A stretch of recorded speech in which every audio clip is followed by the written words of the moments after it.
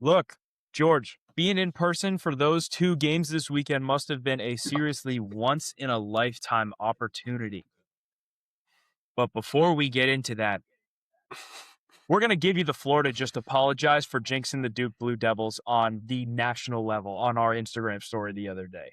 And let me give you a rough timeline, right? Like, last night, Duke's up 15 going into halftime, 44-29. George posts on the Instagram story,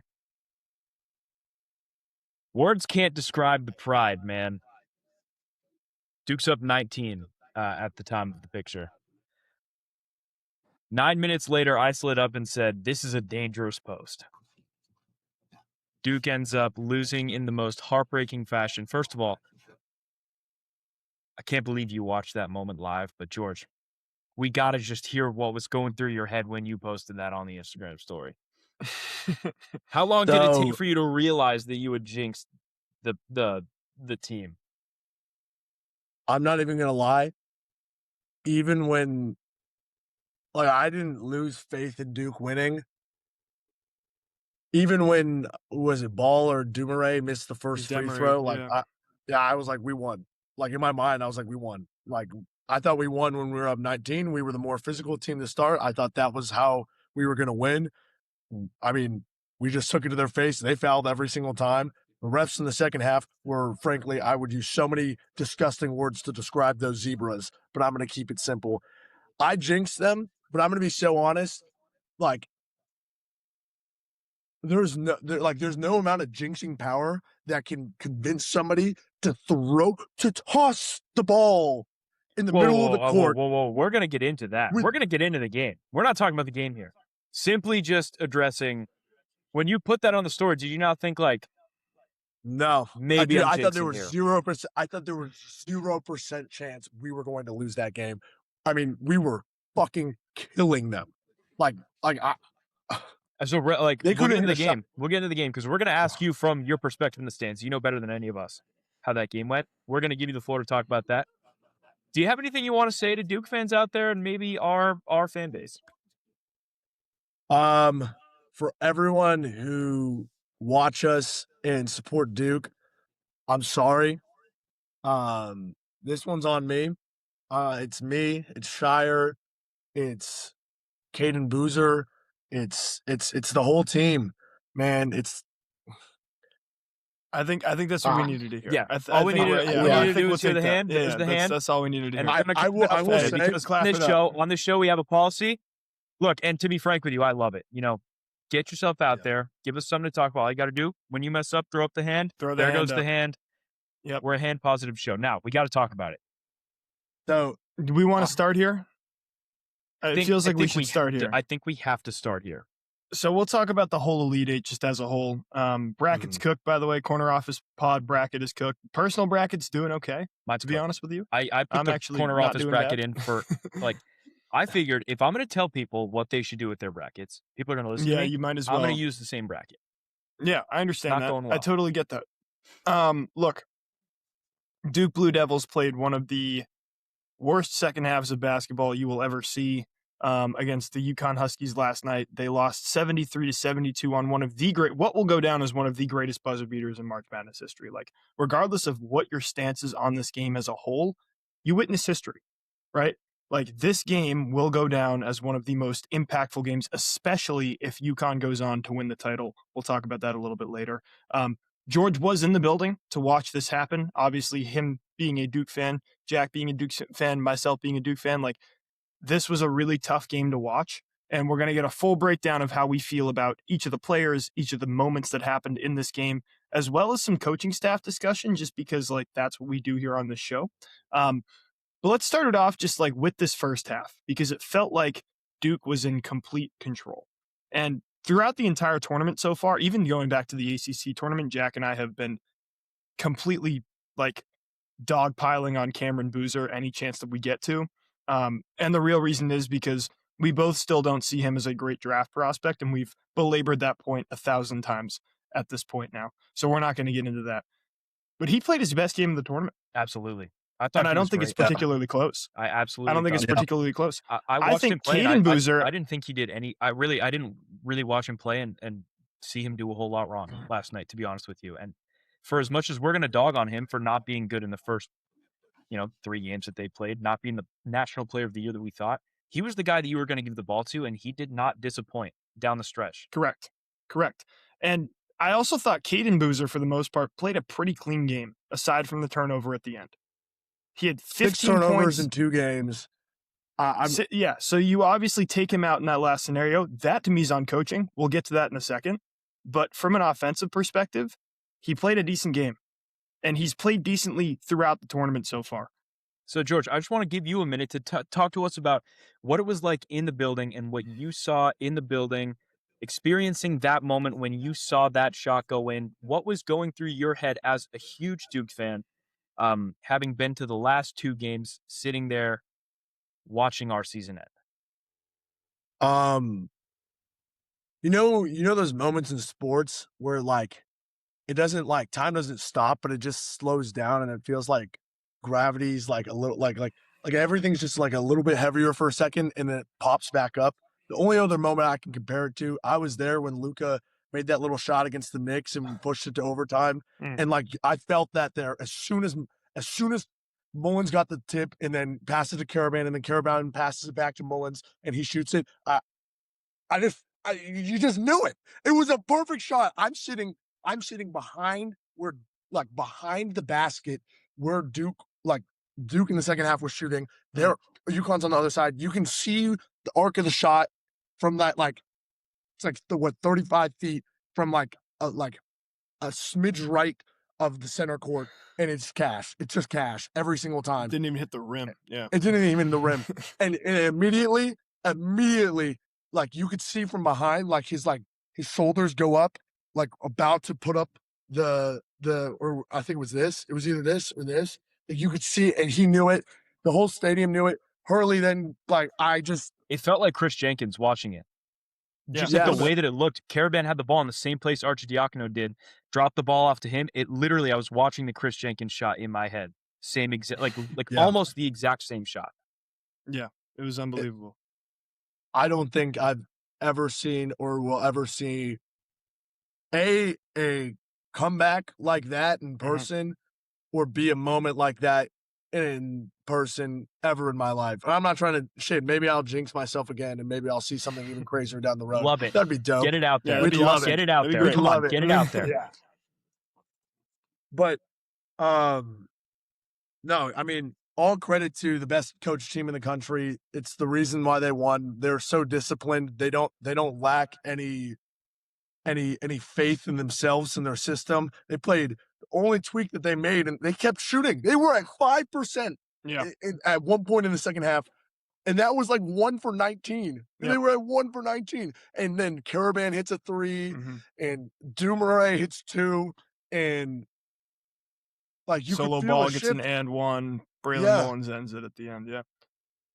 I said to my dad before the game, I was like, in a matchup where I believe John Shire is, I know this isn't going to be a popular take after this game. John Shire is a good coach. He's young, and he's really made a mockery of the last 2 endings of the season in terms of what he's done to coach. But he's been a good coach, and he's a young guy. Hurley's here. I don't know anybody on the planet right now. It's him and Joe Mazzulla. Shout out. We'll take that. New England. Those are the 2 best basketball minds we have in America right now. We got a special guest here. Resident hockey UConn fan, also in the building. Oh, George is gone. Ryan Jainchill, UConn fan, is in the building to talk about his experience. Also saw the shot live. Ryan, talk to us about what was going through your mind. Oh my God. The greatest thing I've ever seen live in my life. George is back. Blessed to have been Look at him. Wow. Man. Wow. Yeah, I still cannot put words to it. If you can't tell, I lost my voice from screaming. Half of it was screaming the shot went in. The other half was me yelling at all the Duke fans walking by me, asking them where were they going.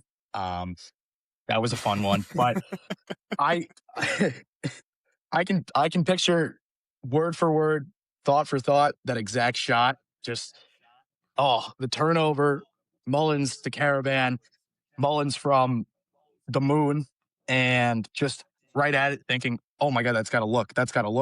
And my dad grabbing me and nearly picking me up. That was, and then just pure jubilation. George, I'm sorry. I still love you, but I still love you too, man.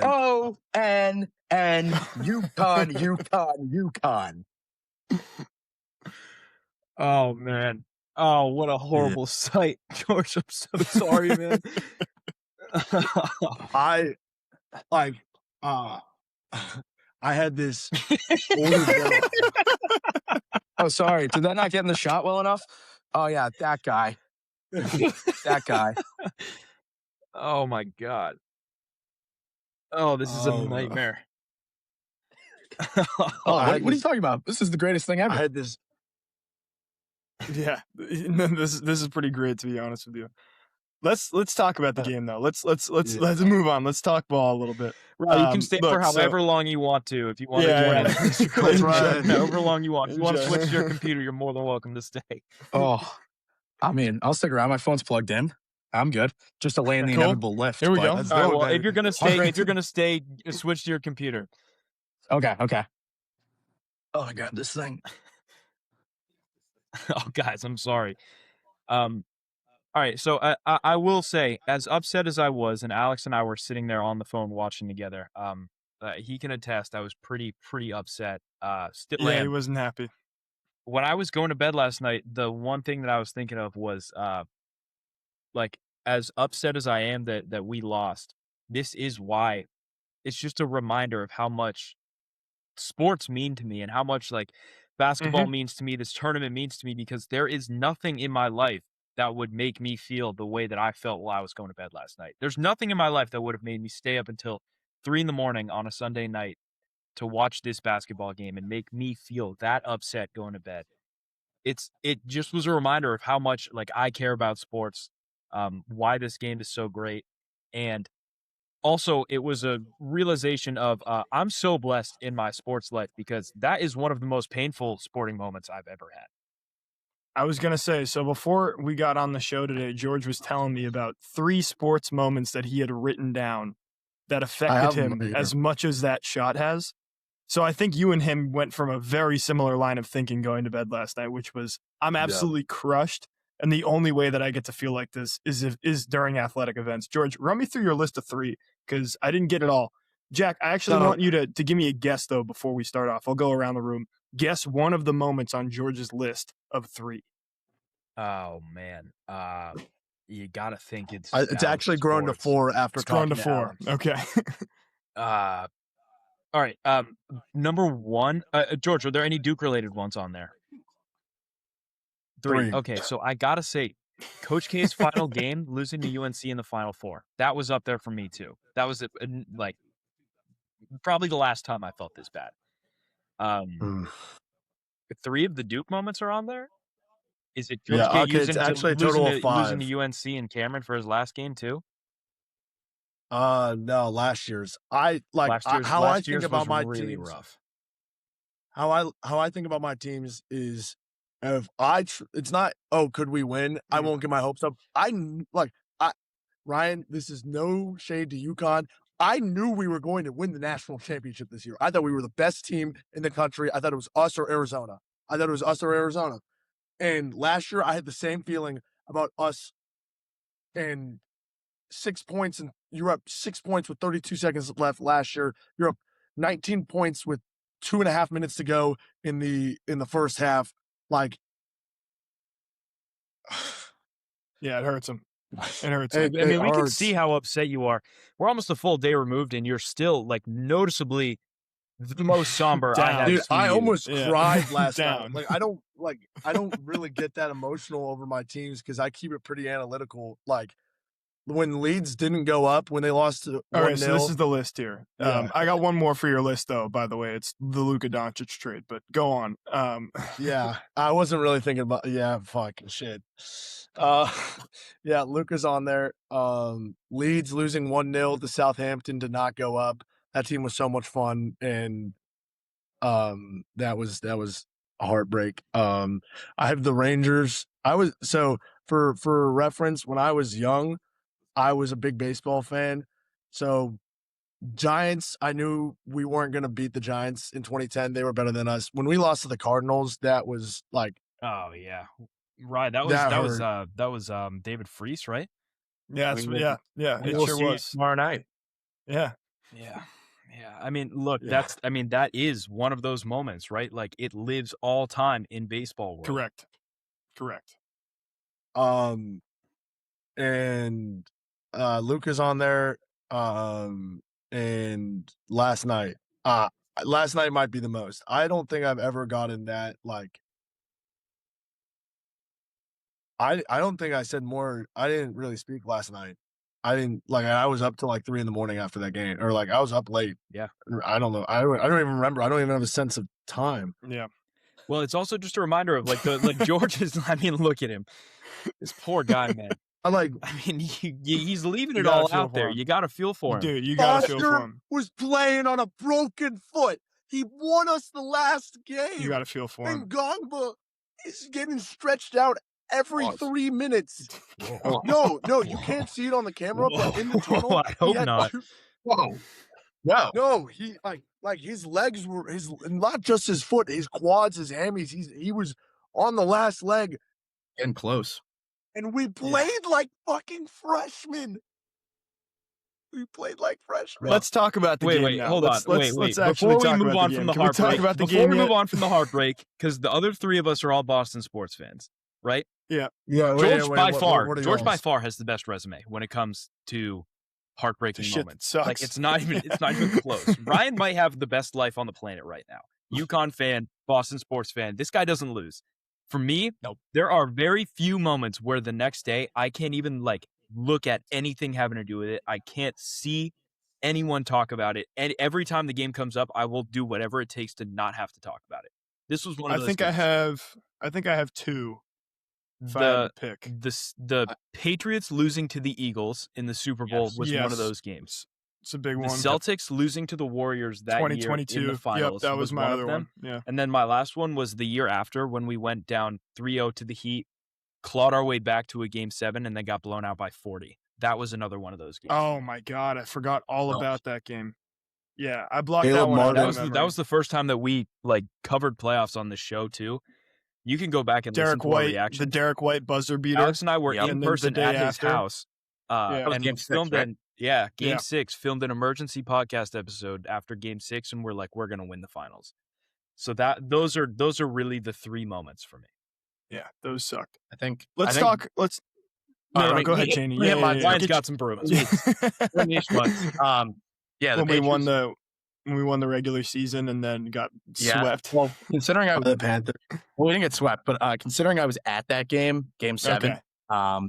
and that was Verhage scored on the side I was on. That might be the worst thing I've ever seen live. That Patriots losing Super Bowl 52 to Philly, and then the Bruins losing in Game 7 in the 2019 Stanley Cup Finals to St. Louis.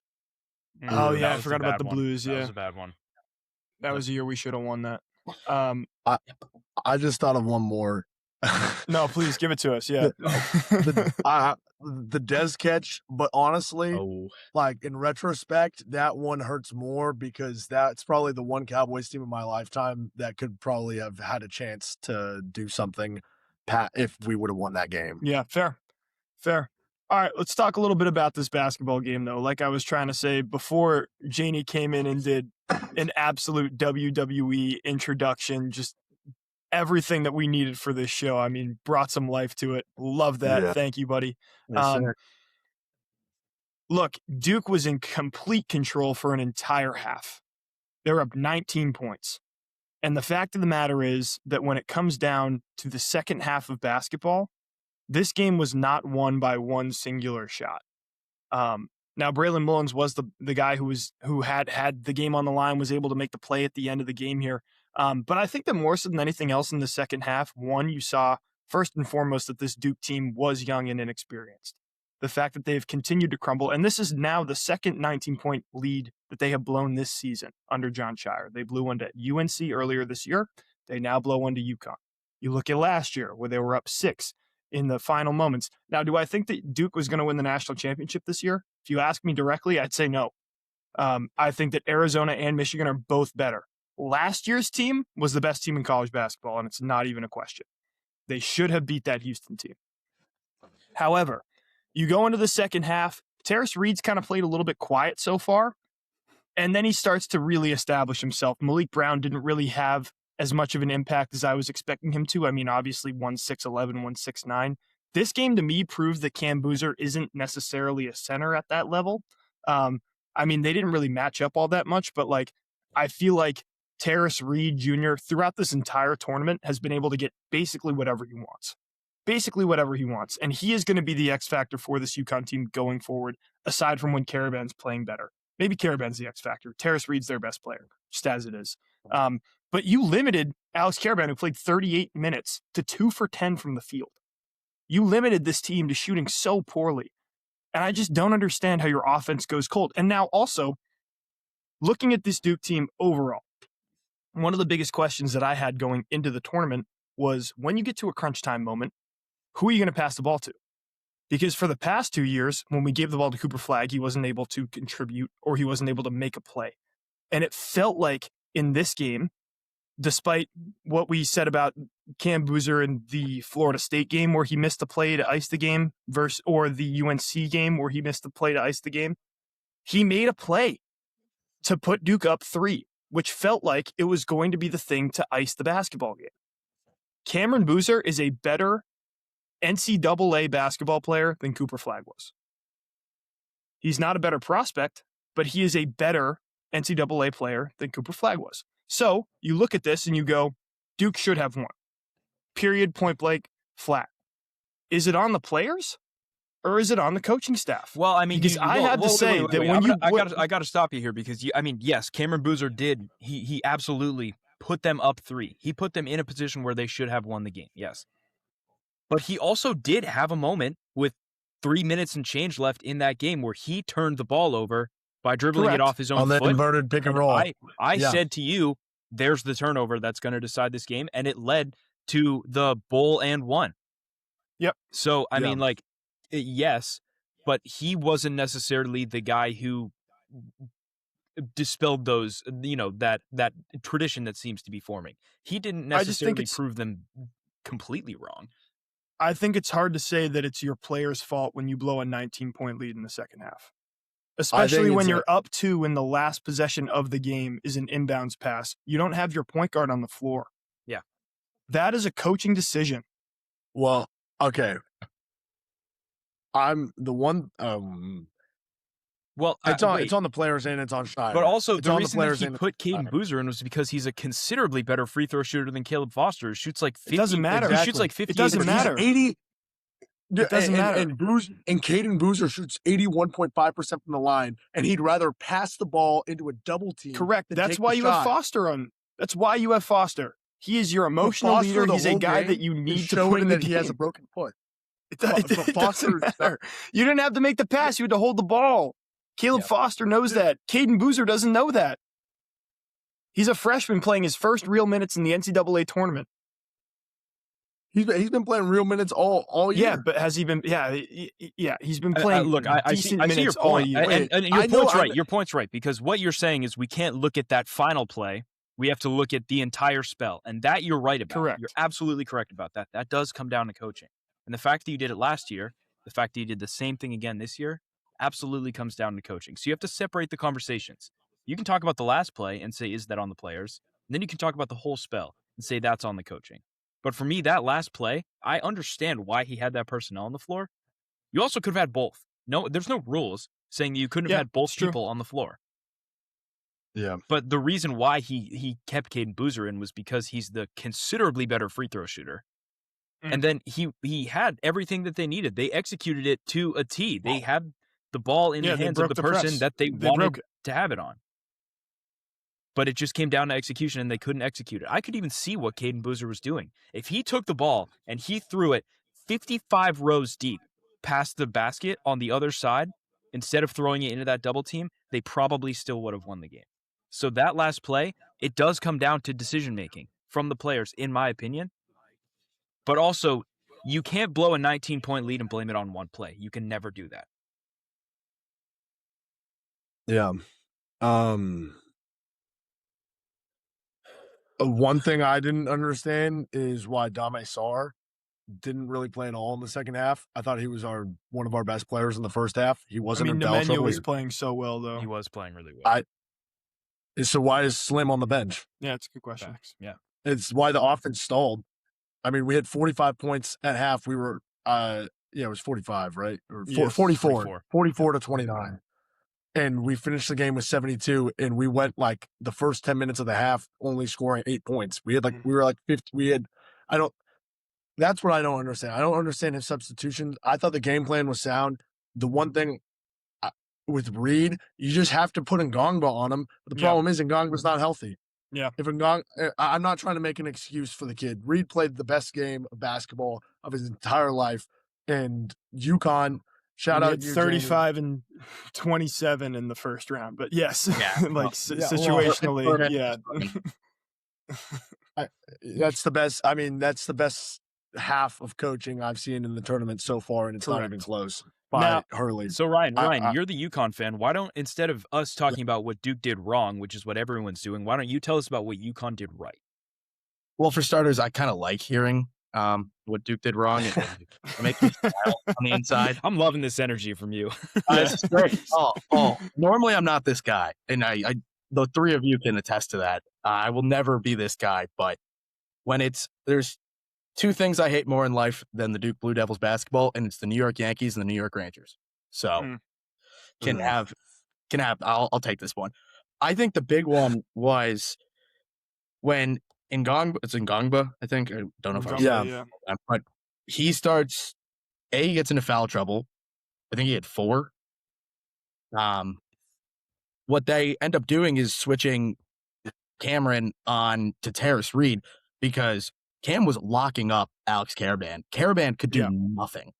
And he didn't even figure out what he was doing until honestly even the last possession, but he had a 3 that cut it, I think, to 1 at like later in the game. But when they switched that off, Terrace really took off because then the guards could dump it down low. Shout out Malachi Smith. He balled. He was really that was unbelievable. He's so shifty. And what he was doing was drawing another guy to him. And usually when he drove the baseline, it would open up Reed for, I don't know the exact stat, but there's no way Terrace scored any more. 26. Yeah. Not even that. But it's more like, I'm not sure he had any baskets from outside of 3 or 4 feet away from the hoop. That was not from the line. But it was working. Like the amount of times it got dumped down late in possessions, and he just out muscles anyone down there and puts it back up. But then when you go to Boozer on that, you open up more of the guard play because Boozer is incredibly versatile at, was he 6'9"? Yeah. 6'9". Like he can guard he was clamping Solo, he was clamping Caravan. He had Reed for a little. Like he was a jack of all coverages, but a master of none. And I think that's what really cost him because you had a big in foul trouble who's banged up, some other guards who were playing off-ball defense like the whole time and just not really being factors outside of when they would switch 2 guys onto the ball. I think the first, they went 1 of 18, and Hurley laughed at that in postgame, which in the moment I was appalled that a team could shoot that crying. bad. Yeah. Oh my God. Yeah. On good looks. Yeah. Oh yeah. Well, that goes back to coaching. I mean, throughout the first 3 games, every time the other team that was playing against Duke went on one of these runs, Duke switched into their zone that was incredibly effective. And if a team's shooting 1 for 18, why don't you slip into that zone that's effective? They didn't go to it once and force them to put up these looks that they haven't been able to convert all night. I mean, that to me was something that definitely stuck out. I think the main turning point, at least in my eyes, was Demery's back-to-back threes. I know Yeah. Big shots. Kemeta hit one in between it, but for a guy who's not, Silas is not really a shooter. He's a pass first guard. Shoots 40%, but he's not a volume guy per se. Unlike Solo Ball or Caravan and Mullins out of your guard play. But him hitting those two from roughly, I think it was opposite corners.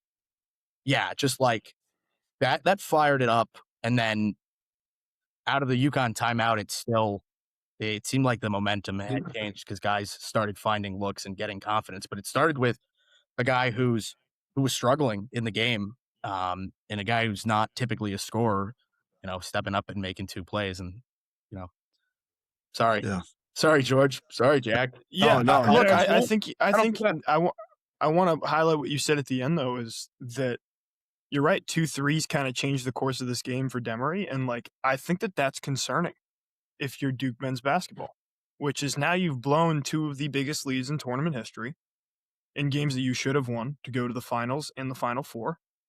What does that mean for incoming classes? What does that mean for the culture of this team? Does it mean anything? Or is it completely irrelevant that Shire is now being seen as someone who is a playoff choker? I mean, is that a bigger deal than being a perennial number 1 team throughout the entire course of the season? 100%. 100% it is. I agree with that, but I don't think it changes anything. Yeah, okay. If you read the book about there's I have the book. I don't remember the name of it. I read it when I was a senior in high school about Coach K's start and what Duke was when he got there. Duke was the number 1, one of the best teams in the country in '79, and then Coach K gets there. He rebuilt, and in '80 they were bad. '81 they start getting better. '82, '83 they're starting to win games against Carolina, NC State. They get to '86. That's the big team. It's the team that saved Coach K, literally saved his job, making it to the Final Four with Johnny Dawkins, Danny Ferry, Duke legends. They choke every year until '91. Duke, I'm saying this as a Duke fan. My dad and all of his college buddies who were there from '87 to '91, or in my dad's case, '87 to '94, Duke chokes. It's not going to change. We're still going to get the recruits. That's not going to change. The thing that has to change is you can't consistently make the same mistake. And that is rotation. That is what Jack said, not going to the zone. It doesn't matter how good Hurley is at beating the zone and how good Uconn is at beating the zone. Your fear can't drive your decisions. Your fear can't drive your decisions. Duke played like they had their tail between their legs as soon as it was it was a 12-point game at a TV timeout with 16 minutes left in the second half. Mm-hmm. And then it was a 10-point game. And then it was a 9-point game. Then all of a sudden it's a 7-point game. And it's okay, well now I'm going to tuck my shoulders back in and play like a fucking wimp. Excuse my language. Let it fly, dude. Dude, Ryan, I thought your point on switching Boozer onto Reed was spot on.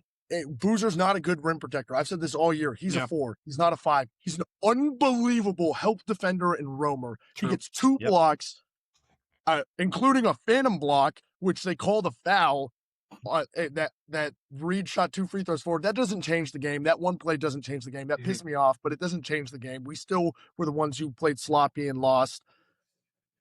If you're Duke going forward, you have to find a way to prepare. Now, not even prepare freshmen. You have to find a way to be like, hey, you're going to sit this possession because you haven't played enough basketball yet. And the problem with that is you can't sit the 5-star in the last 5 seconds of the game. It's true. Because then that's what changes. That's when 5-stars say, hey, I don't want to play my 1 year of college basketball year when I don't get to be in the moment. When in reality, the only 5-stars to do it at Duke since 5-star freshmen to do it at Duke is the 2015 team. Yeah. It's the 2015 team. Yeah, Okafor. And Okafor played a bad game, and they won because of Tyus Jones, Grayson Allen, and Justice Winslow having the biggest balls this side of the Mississippi. Well, so Alex, you seem like you're fairly on the side of Shire's clock is ticking, and for me, I'm not. I'm gonna get to you in a second. I'm gonna ask you the question, but yeah, go for it. There are few coaches that you look at them and you say, this guy is shaping up to be one of those coaches who cements their name in history. And for me, I look at Jon Scheyer and I see a guy who's going to be around for a long time. and he will get there. And if you look at every other coach in college basketball who has their name cemented in that kind of legacy, they failed a lot before they found any success. They failed a lot. Maybe not to the degree that he has so far, but they failed a lot. And I think there's a big difference. The positive side of me is saying he's getting his failure out of the way, and he will be here for a long time. But also, if you look at the manner in which he did it, there is definitely a case to be made. In my mind, there's absolutely no reason why you should ever be saying anything along the lines of he doesn't deserve to have this job, he doesn't deserve to stay. This is Shire's team, and although he has consistently disappointed, you can't fail forever. He 1,000% deserves to stay. I think that he has done enough to keep his job, even if they missed the tournament next year. I think that he's done enough to keep his job. I think that it's concerning when you look across the league, especially within the ACC, which you see Hubert Davis getting fired, a legacy guy getting fired from his position, that this legacy guy has not contributed to winning yet. Now, to go back to your Mike Krzyzewski point, Krzyzewski had to rebuild that Duke program. And they were not the number 1 overall seed. Correct. UNLV was one of the best college basketball teams of all time in 1990. In 91, they were favored to win the national championship when Duke got there first. So the difference is Coach K, like we talk about legacy programs all the time, where it's like Roy Williams' team was the first one that Hubert Davis had that he took to the championship. The first year that Shire had a team, that was Coach K's team. That wasn't John Shire's team. These 2 seasons have been John Shire's teams. And John Shire's teams have had an inability to win in big moments. And that's an issue for me. So, despite the fact that he gets as many more years as they deem fit, I could see him being the head coach for 20 more seasons if they continue to be successful. But at the same time, from a Duke faithful, from an ACC faithful, you're waiting for this team to get over the hump. Because guess what? UNC's coming. They're going to get a top 3 coaching candidate in the pool. It's not going to be a cakewalk for Duke in the ACC anymore. They're going to have to win those games. Absolutely. Like that's going to be a matchup. No, you're absolutely right. But isn't that exactly what we want? Like, isn't all of these things, 100%. isn't this the reason why we love the tournament and love college basketball so much? If you gave me a blind resume when Coach K retired and you said, you're going to make, next year you're going to have a down year, you're going to lose in the Sweet 16. Mm-hmm. The next year, you're going to go to the Final Four. The year after, or I'm sorry, I've skipped a year somewhere in there, but if you told me the last 32. 2 seasons that you would be a number 1 seed throughout the entire season and then going into the tournament, and that you would lose in the Final Four and in the Elite 8 in close games, I would probably say it's not exactly what you want, but it's not a disappointment by any means. The difference is the manner in which you lose these games is why you're looking at them and saying, okay, now I understand, right? I mean, you're not Purdue. You didn't lose in the first round. You're not Florida. You didn't lose to this Iowa team in the second round. You still got to the Elite 8. The problem is the manner in which you're losing. That's the only reason we're having this conversation. If Duke loses by 10 points, we don't have this conversation. Mm-hmm. Yeah, it's true. I want to pose one to you guys in a second. Alex, finish. I'm sorry, I didn't mean to cut you off there. No. Please go right ahead. Yeah. What? Obviously, it's hard to compare outside of these 2 schools being blue bloods. Not a lot is particularly similar. UConn's bounced around a little bit, conferences, and they've had their moments and their stretches, and obviously recently. But looking at Shire and looking at Hurley, obviously 2 incredibly polarizing coaches for different reasons.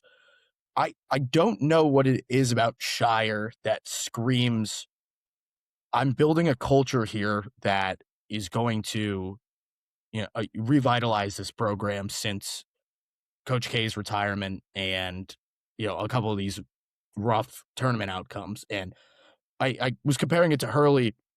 In my head was like Hurley's first 2 years, they were terrible in the end of the American.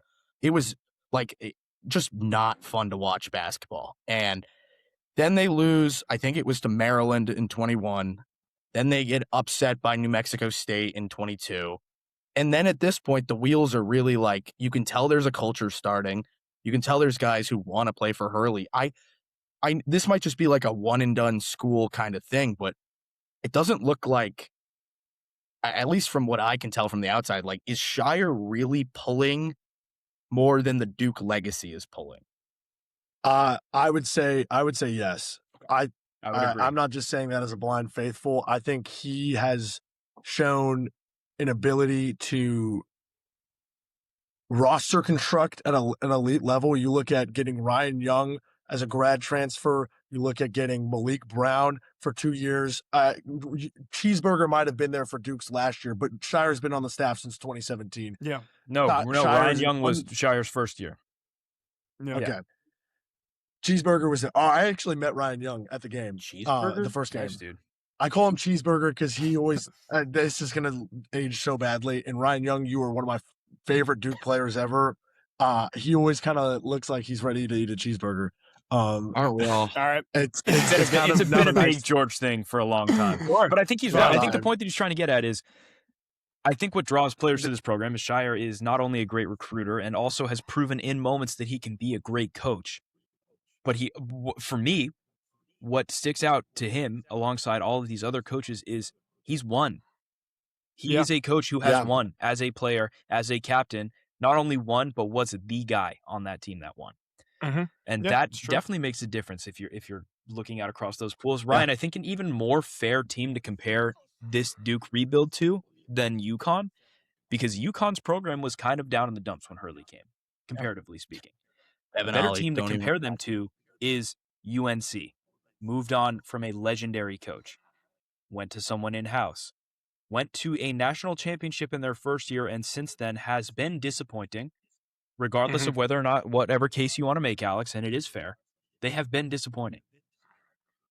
If you are a UNC fan, you are still jealous of what Duke has.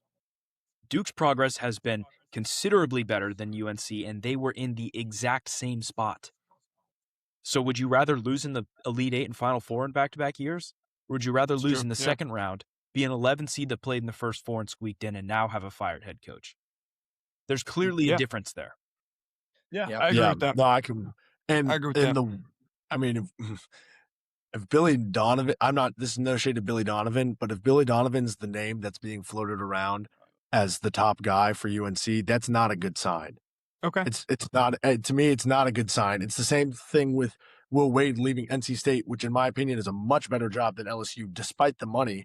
Like there's way more history at NC State, and there's way more legacy at NC State, and you have a much better rich basketball. I disagree entirely with that, but with it being a better job right now, but they have way more legacy than LSU. That's definitely true. I mean, he went to be a culture starter, and then after 1 year, left for money. That's what don't make me the I'm defending Will Wade guy. I would never do that. You are the I would absolutely never do that. I'm not. Defending Will Wade guy. LSU right now is a better job than NC State is. Why? That is ridiculous. It's not ridiculous. They just play in a better $15 million. He's got $15 million to build a roster next year. He expended every single resource that NC State was going to give him for a disappointing team that had no roster construction or cohesion, and now everybody who funded the team last year is not paying. So the job that he came into is worse than the LSU job. That's not why he went to NC State. That's not why he went. I agree. That's not why he went to LSU. He went to LSU because they're going to pay him more because he's a scumbag and because he lost at NC State. He got out of town. He knew that he wasn't going to get the financial resources that he's going to get at LSU, so he left NC State. That's fine, but you're talking whoever about comes in to NC State next year is going to have almost less than half of the financial resources that he's going to have at LSU. Yeah, that's which fine. makes it a worse job. But that's not what George is arguing. That's not what George is arguing. No. I'm not. Financially speaking, LSU is a way better job. They're going to provide him with way more resources than he would ever have gotten at NC State. That's not why you take the NC State job. It's just not why you do it. Yeah. You do it in the footsteps of you do it because you want to be that third piece in the Raleigh rivalry. You want to bring that team back to success. he had good recruits on that team. They were disappointing. Daron Williams was one of the best transfers They in were the a country. disappointing team. He was supposed to be. Yeah. They he were was supposed to they be. were Then he wasn't supposed put to in a be good position to enough this succeed. year where it was Yeah. all right, he's the coach for the first year, now we're building somewhere. Correct. But they did Agreed.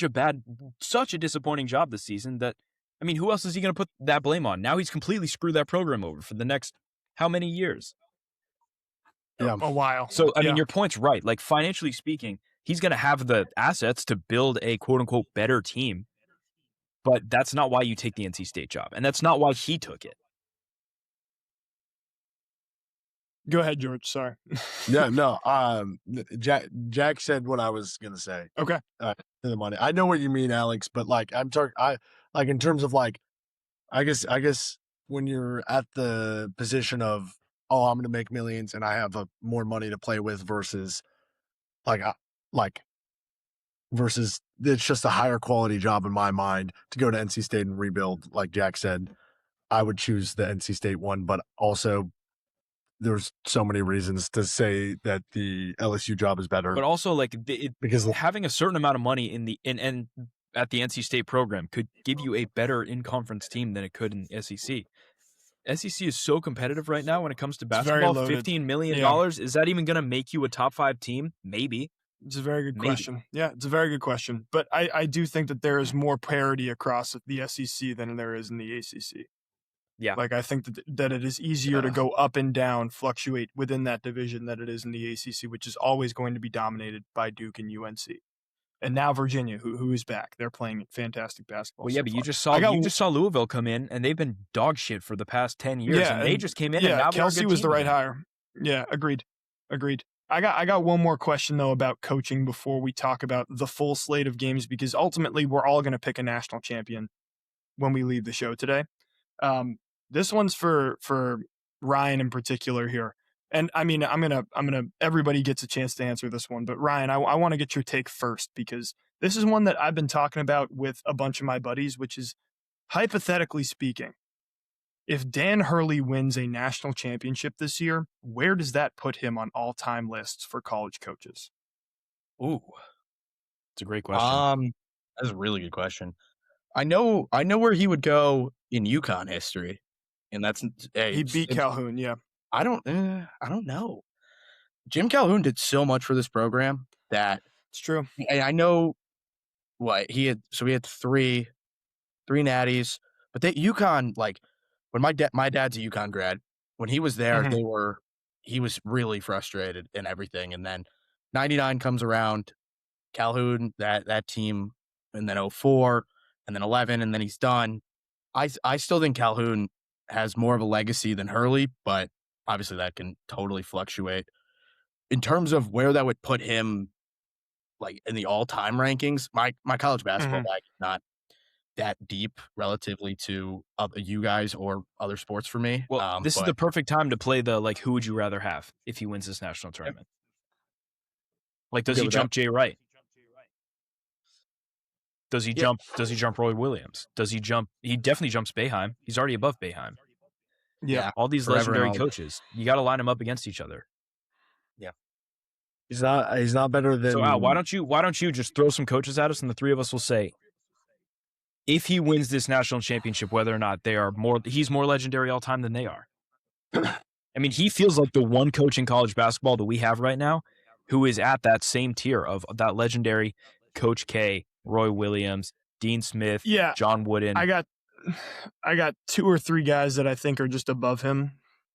And then I'll bounce some names off you. I think Wooden is 1, obviously. Krzyzewski's 2, in my opinion. And those 2 could flip-flop. It depends on whether you value titles and recency versus wins overall. Dean Smith is up there as well. I mean, but I think you got to question guys like a Roy Williams, or would Dan Hurley with a title be higher than Roy Williams, who has 9 Final Fours, 3 national championships, and 900 wins? I think in that case you'd have to say it's too early. Okay. First of all, he still has to win, and that is a huge ask right now. Agreed. If he doesn't win, absolutely not. If he wins, that's when you start to have that conversation. Agreed. But so let's knock out a few right now that have 2 national championships just as a whole. Okay. Patino. Yes. better. Oh, I say yes. um, The thing that's in Patino's case is that he's done it with a ton of different teams. Correct. Yeah. George is so struggling. if Hurley, dude, I mean, I'm trying to think through. So Hurley went, Wagner went to and made them good in Seton 2 Hall. seasons. Did he go to Seton Hall? Did he coach No, at he went to Seton Hall? Rhode Island. Or he and assistant coach to Hall. Seton Hall. Got it. Yeah. And He played. Yeah, he He played. played there, at too. Seton Hall too. behind Bobby's shadow. I had to throw that. And then he went to Rhode Island and brought them to the tournament twice out of Okay. the A10. Beat And Trey then you Young. combine the rebuild in Uconn, and if it's 3 national championships, like by the slimmest of margins, yeah, by the slimmest of margins. Okay. Bill Self. And then Ooh, Yes. yeah. Yes. I think you can make an argument he's better than Bill Self I right think now. you can make that Okay. argument as well. Could you make that argument about him and Calipari as well? Would you Absolutely, say that he's better yes. than Calipari? Yeah. You could make that argument. You could definitely make that Yeah. argument Because because yes. Mhm. Cal's writing off of One done. Cal's city. writing off of 2012. Yeah. Here's a fun one for Jack, just to throw it out there. Tom Izzo. I love Tom Izzo. For me, again, it's the same question that you just posed. Tom Izzo has 1 national championship. I think it was 1983. It was his 5th. No, that was 2000. Jimmy V. Did they 2000. win? Okay, so it was 2000. He has 1 Yeah. national championship. Dan Hurley right now has 2. The problem is, what do you value? Do you value national titles, or do you value a consistency and a brand? They have been to so many Final Fours. They've been to so many Elite Yeah. Eights. They have been these continuing a record of most tournaments made. Yeah, he hasn't missed one since, you want to get this, 1997. Sorry. Yep. So, I mean, could you make that argument? Yes. Again, the problem with putting them up against these coaches that are still active is like, can you make that argument? There's so much yet? room. So much room Maybe to not, change. because Yeah. if Hurley goes on a spell where they don't have a great season for 10 years, then the answer's not even close. Tom Izzo. But for right now, Yeah. if he stays on this pace, absolutely yes. And then the last one that I had was Billy Donovan, who I think the answer is. Yes. Oh, I yes think as he's well. better. Yes. Billy Donovan should have stayed in college basketball. because then 100%. He could have. he would have had- Yeah, his legacy would have been much better if he did. I still don't know how he's had a job at the Bulls for as long as he We've has. been and talking about I will this continue for to the say whole that. I duration will of our s- yeah, show. It's been over 3 years now. Yeah. That was I one will of our say that first forever. episodes was how does Billy Donovan still have a job? And we're still talking about it. He was, But Billy Donovan And has he coached wasn't some fun impressive. teams. Yeah. Yes, it's true. Yeah. All right. Is everybody ready to talk about the bracket? Yeah, it only took Can we get off this 52 game for a minutes. little bit? Yeah, holy crap. Let's talk about the Final Four, dude. And look, I know I have a feeling I know who Janie's gonna pick for this one, and I respect it. I respect it. But here's the 4-1-1 here. We're gonna see who I believe to be the 2 best teams in college basketball when they're playing at their best in this Final Four. And a lot of people are saying that Michigan, Arizona is the real national title game. Michigan is coming into this game with a margin of victory around 20 points a game in the tournament. Who have they played? No one. And then you look at Arizona, who their resume right now is a win over Utah State. They beat whoever they won in the sweets in the round of 32. They beat Utah State, who was underseeded. Sure. They beat Arkansas by a lot. Oh, they beat LIU. That's right. Fins up. Fins up. We have a little fins up cleanse. Yeah, there you go. They get all the bad juju out. I'll And put a then- smile Here we on. go. And then George they is beat back. they beat Purdue, who was streaking and was obviously a experienced and old team with Braden Smith, Trey Kaufman-Wren, and Fletcher Lawyer, all 4-year starters for that team in particular.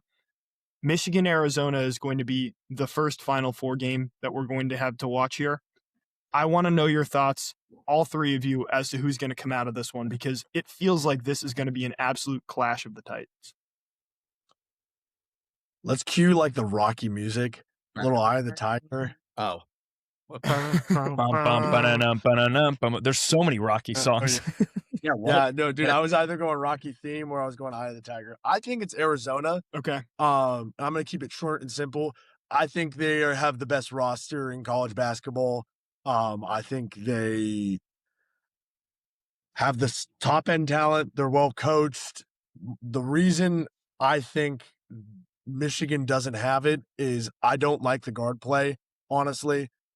Cadeau is a great guy, despite the UNC time. I don't trust him. You got Bradley, you got Berries. They're cooking. Koa Pete's playing the best basketball he's played all year. Yep. And I love the formula.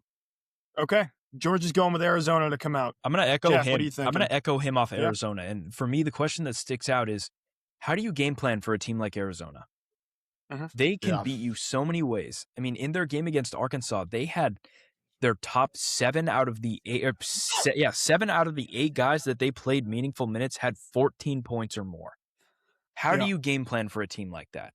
Especially with a team like Michigan, who you kind of have to enter the game with a legitimate game plan if they're going to be successful against these great teams. How do you prepare for this game against Arizona? Yeah. You don't know who's going to be the guy, and that's what makes them so good. They're so versatile. No team is going to be able to just walk in and beat them. I kind of tend to agree. This does feel like the national championship, but that's just so difficult to say in this tournament, isn't it?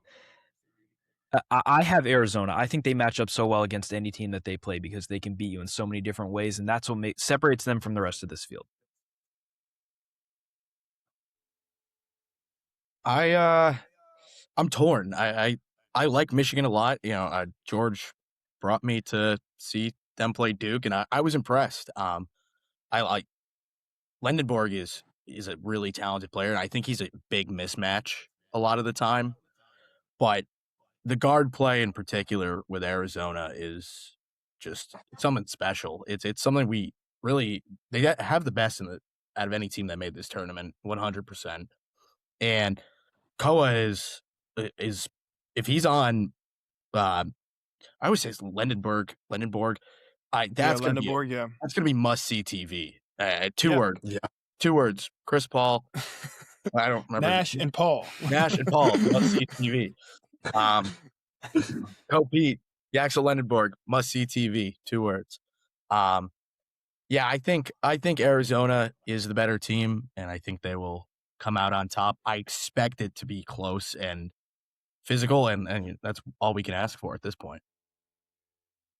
Yeah, I struggle to say that I tend to agree because Arizona was my team coming into this tournament. I thought that they were the best team in the country, and I said that Michigan has the highest ceiling of any team in the tournament. When they play their best basketball, they're unbeatable. That's the reason that I'm having a hold up here, is that Michigan is playing their best basketball. And I do think Ade Mara gives this Arizona team a lot of problems just because of his rim protection. Yep. So this game is really interesting. I do tend to agree with George, though, and I think that in a Final Four, having a guy like Jaden Bradley and having a guy like Braden Burries is going to be the difference maker. Because we know that the bigs on both of these teams are going to do their thing. Yaxel has had some issues with like disappearing in big games, especially in the Big Ten Tournament Championship. So it's why I lean towards Arizona if I had to take my pick. But man, this game is going to be absolutely incredible. And I do actually think that whoever wins this game, in my opinion, is probably going to win the national championship. However, it is important that we talk about Illinois, Michigan, because this is also, or Illinois, Uconn, because this is also a game. And it's really hard to bet against Dan Hurley in March, especially in the national championship game, right? It kind of feels like a Tom Brady scenario if they get all the way there. So let's talk about Uconn versus the Balkan block here. Illinois has had a pretty mild schedule to get here to this point, I feel like, but they're playing really well. And the issue with Illinois all season was the fact that they couldn't defend. They have completely fixed that. Their defense looks amazing. They're starting to use their size. Both Ivisic brothers are getting blocks every single game. I kind of love this team. I love the way that they speak in the media. I'm pretty much a Brad Underwood guy when it comes to this. That being said, if I had to take my pick, I don't see UConn losing this one. I think this is I think you can make an argument it's just as good of a matchup as Michigan, Arizona. Yeah. In terms of, I think Illinois is obviously playing their best basketball since the start of the year. Stojakovic has been such a presence for them, penetrating towards the rim, pause, and kicking out and creating a lot of movement. Boswell has been playing well, and obviously the Ivisic brothers bring it on home. Uh, I can't believe Illinois is favored in this game Yeah. right now. It's 2.5. I just looked because I was curious. I think UConn's going to win. I don't think it's going to be an easy game for UConn by any means. But right now, I mean, you go with the team in March who has the momentum. These teams both have momentum, but there's one team who has the best coach in the country, and there's one team who has multiple players who have been a part of championship rosters and have the poise to be down 19 and come back and win. I'm going to take UConn. Yeah. I mean, it's a really tough matchup, right? It is really hard to look at this game with the same kind of excitement that you look at Michigan versus Arizona with. And yeah, to be honest with you, I don't really care who wins. I don't care who wins this game. Shocking statement from you. I mean, I should be rooting for Illinois, but at the same time, you should care. You should care. You root for greatness, right? Like, I kind of want to see Hurley get a shot. Yeah. But at the same time, watching this Illinois team that is really playing with the power of friendship. We talk about that all the time. They're playing with the power of European friendship. It would be fun to watch them try and get a crack at it too, right? And what I love about this tournament so much is every time we say this team's the best they have the best chance to win the national championship. Like, the winner of Michigan, Arizona is probably going to win the national championship. Every time we say something like that, we're completely wrong. So part of me feels like whoever wins the other game is probably going to come out on top. But I have a hard time making a pick. I think I would like to see UConn win this game. Good answer. I know it's shocking. Wait, there was one. I know it's shocking. There's two things I want on the record. One, I was slightly wrong about Wagler. I thought he has played a pretty the box score won't show it, but if you watch the games, he plays recklessly, but he's a pretty damn good basketball player. Second, I didn't partake in the whoever wins the Arizona Michigan game with the national championship. He kind of did. He kind of did. I do think those are the two best teams left in the field, and I think they have the best shots.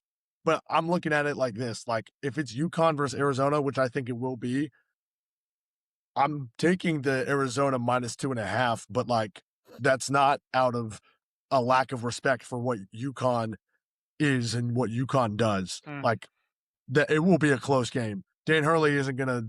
Yeah. St. John's the only team all year to do that. No, I'm not trying to push anybody, Ryan. Like, they're the only team all year to do anything like that to UConn. And just to say something before I kick it over to Ryan as well to finish us out for this segment, I saw an Instagram comment the other day that was basically like, if UConn wins the championship, this is like the most blood diamond ring of all time. Like, the teams that they've had to beat to get there, and then the team that's waiting for them when they get there is nuts. That would be so Dan Hurley, though. Yeah. That would be the most Dan Hurley win.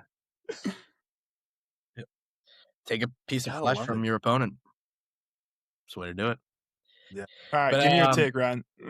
Well, it's going to be no secret. But I think I want to highlight one game in particular because unlike Arizona and Michigan, we've seen UConn, Illinois already this year. They played at MSG. I was there. Great game.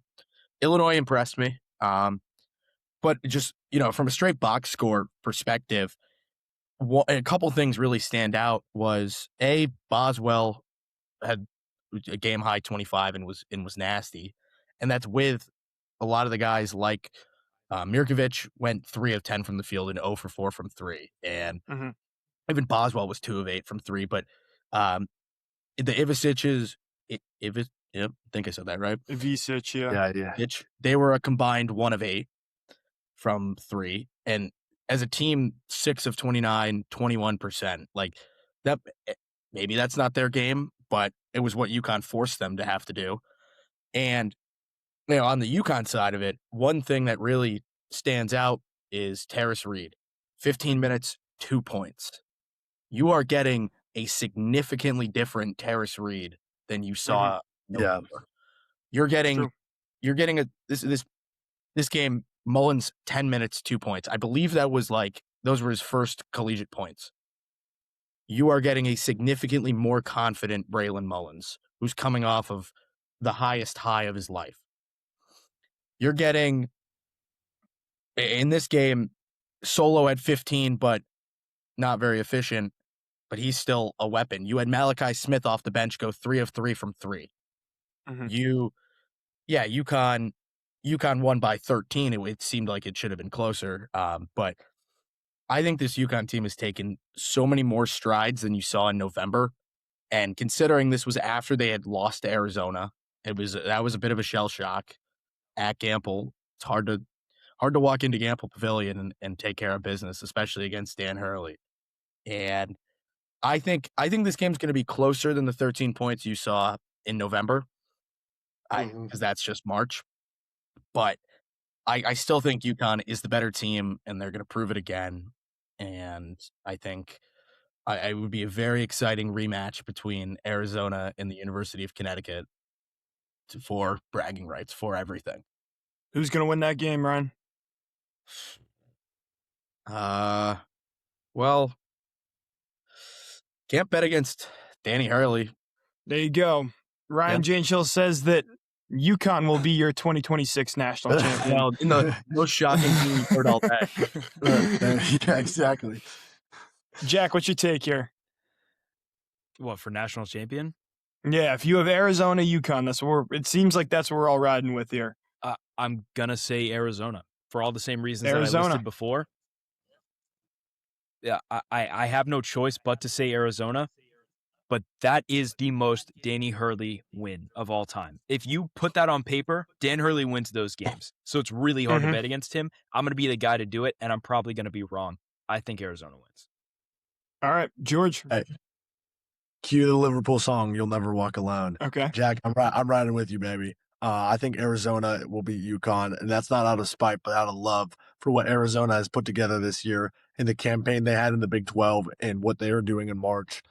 I think it's a testament to Dan Hurley that he has brought what is not one of the best rosters he has had in recent years to this point, and it won't be a blowout. I mean, if I was a betting man, I would take you can do the bets where it's like 1 to 10 is the margin on either side. Yeah. Even if it's shit odds, I'm going to put $50 on it because this is going to be a close game. All right. Yeah. And I'm going to round us Out out. of spite, though, George, isn't it? A little bit. It's a little out of spite, but out of love in front of my friend Ryan. For me, I think I'm going to make it 3-1 here. I think Arizona's been my team from the get-go for this tournament, and I'm going to take them to win this game if this is the scenario that comes here. When we're wrong, we'll post a story about it, and if Janie is right, we'll probably clip this up and make ourselves look like idiots, as per usual. But look, the official corner office statement, very, very revised bracket at this point is that Arizona will win the national championship. And we're excited. I'm excited personally to watch at least 3 more games of basketball. Yeah, for sure. I think that's all that we had on the show today, unless anyone else has anything that they want to talk about. No, sir. Oh yeah, shout out baseball starting. Yeah, baseball started. Sox are off to a rough start. Sure are. I still think baseball should start next week, and I know it's a hot take. Started a week early. Also, I still think March Madness should end this week. Last week. It should end in March. I agree. End March Madness in March. Start baseball in April. Yeah, we don't need the black and white here. We need it to be 1 month, another month. We can't have the overlap because then we kind of are looking at both at the same time. One thing about baseball, Ryan, you'll agree with me on this. Opening day should be opening day. The last day of the season, everyone plays at the same time. First day of the season, everyone should play at the same time. Yep. Second thing is, stop giving teams one day where they play one game and then an off day, and then they finish the weekend, and then they have another off day. They're playing baseball. They got 162. Play the first series. Yeah. Nailed it. Did anyone even watch outside of Yankees and Giants fans? I don't even count that as opening day. No, I didn't. I didn't even think about watching that. Didn't think about it. Yeah. I forgot it was on. Completely Opening forgot it was day, on. The It's only not a thing I game I saw care was about. the Jameis. No. The only thing I saw was the Jameis Winston presentation, like Oh, I him saw that like too. going around. Like that was fun, but like and I saw the obviously. fact that the two WWE wrestlers, the Usos, who are the tag team champions, were there. I was like, I know they're San Francisco guys, but Raw's on Netflix, but like that's not going to get me to watch it as much. Yeah. You know what else isn't Because going to the get me to rest- watch it? This is my last thing before we go away. The New York Mets 999 challenge pisses me off. It's ridiculous. Everything wrong with current baseball. It sucks. I've been meaning to get this what's off their my chest for a 990? while, Alex. I'm really glad that you brought this up. I've been ranting Okay. all week about stadium food. Yeah. It is Oh the my most gosh. bullshit thing in sports that I could even possibly think of. And you're doing it at a baseball game. Baseball is the only sport where you have food that you eat at a baseball game. Yes. And the 999 is the perfect reason why the game is gone. It's completely gone. It is one Wait, beer. I don't. So the 999 challenge that they give you, you pay $60 and you get this It's box. 9 innings, 9 beers, 9 hot Correct. dogs. Correct. Yes. That's the That's the- original. that's the That's the thing. initial one. And it's Yeah. really hard to do. An insurmountable challenge. It I've is- only seen one or two people do it. It is really hard to Tried do. it. 9 full hot dogs, 9 full beers. The Mets give you 9 mini hot dogs. They are exactly half of a ballpark dog. They give you 9 mini hot dogs, and they give you That's not the 9 worst part. little cups that equal 1 tall boy beer. And it is $60. You know how much the food would cost you if you wanted 1 beer and 4.5 hot dogs? $56. They're charging you $60 for the 999 Yeah. challenge. That's the Get right. outta That's the right here. reaction. That's the right It's reaction. ridiculous. It is It's so ridiculous. stupid. Yes, thank you. It is the right Everyone reaction. start throwing Oh, that shit. just exploded on my pillow. There go the paper towels. What the fuck? It is everything wrong with this game. Bring back cheap hot dogs. Bring back cheap hot dogs. If you're going to a game, Yeah. it's hot dog, you're getting a beer, peanuts, popcorn, maybe. That's even pushing the limits a little bit. Get yourself an ice Cracker cream and a Jack. hot dog. You know what? Shout out the Mariners. They're the only people doing the stadium food right. I don't know if you guys saw Shout out this. the Mariners. They're Oh, doing the Orioles. No. We'll get to the Orioles in a second. The Mariners are doing the Big Dumper special. That's their novelty thing this year, and they're giving you a soft serve chocolate ice cream in a fake I saw toilet. this. In a Yeah, I saw toilet. this. That is awesome. That's what ballpark food should That be. is But so this far 999 up my shit, alley. get it out of my face. I'm done with it. 999 challenge at the Portland Sea Dogs this summer, Jack? Or I'm genuinely so down. They have pretty manageable prices, but look, the reason I've got this whole rant, baseball crowds aren't the same anymore. People go for the experience, not to go watch the game because they get bored by the game. You know what makes people interested in the baseball game in late July when it's 95 degrees out and you're watching a team who is 20 games behind the Dodgers? 11 beers. That's what you need. And you need to make Yeah. it so that fans can have that. Yeah. I think the only stadium I've been to in the world is the Orioles, where it was $5 for a beer. Like The Orioles do not bad. they do the fan prices, but they counteract that by Yeah. having the club section where it's Yeah. $230 a ticket. And you get Wagyu sliders. Like those things don't even out. don't It doesn't okay, no, even no. out. There should See, you pulled a random team out of your ass and said the Orioles, and he knew exactly how to Yeah. just destroy your take. No, He's been well, I was in the saying that trenches because on this for a really been really doing the long research. time. And you know what the Rangers craziest part is? The $237 tickets are only available for season-long memberships. Oh. Why do you So know you all have to this? pay Seriously. $50,000 to go watch the shit-ass Orioles with a Wagyu slider in your hand. And you know what? You could get better season tickets with fan prices if you wanted to behind the plate. But that's my dude. rant on this. I'm sick of this shit. And the crazy thing is if you look, like I'm looking at the Rangers are coming today, tomorrow, and Wednesday to play the Orioles, and I'm looking at tickets. The cheapest one, like good seats,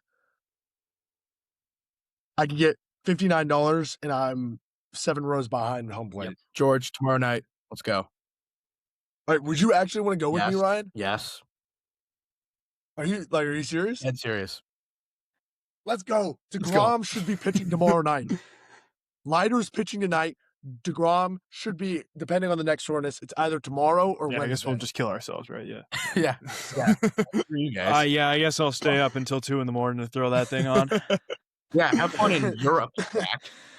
Dude, No, I we've will been over say this. We you're- don't got to bring this up. Don't get me started, dude. I have not gone to bed before 3 a.m. in the last week and a half. Don't worry, that's like 9:30 here. Yeah, I think you'll be okay. You'll be fine. You're just beating the jet lag early. Seriously. Look, ladies and gentlemen, this has been the Corner Office podcast. I don't think we have any more things to say, right? Yeah, We're no, gonna I play think we're all done. Minecraft. Ryan, thank you for joining us on the show. You were exactly Yeah, what we dude. needed Thanks for having today. me on. As always, thank you for being here.